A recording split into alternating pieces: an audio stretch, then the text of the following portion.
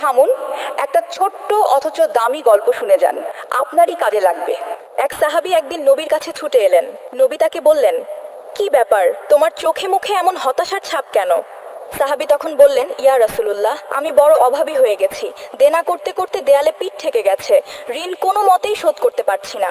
এই কথা শুনে সাহাবীকে কাছে ডেকে বসালেন এবং তাকে একটি দোয়া শিখিয়ে বললেন, তোমার অভাব, অনটন আর ঋণের বোঝা সবকিছু দূর হয়ে যাবে।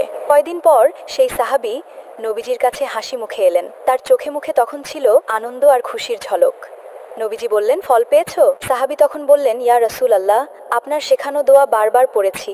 বিশেষ করে প্রতিদিন ফজর ও আসরের নামাজের পর 100 বার করে পড়েছি। কিন্তু তারপর হঠাৎ আমার একটা কাজের সুযোগ চলে আসলো এবং সেখান থেকে আস্তে আস্তে ঋণ শোধ করতে শুরু করলাম।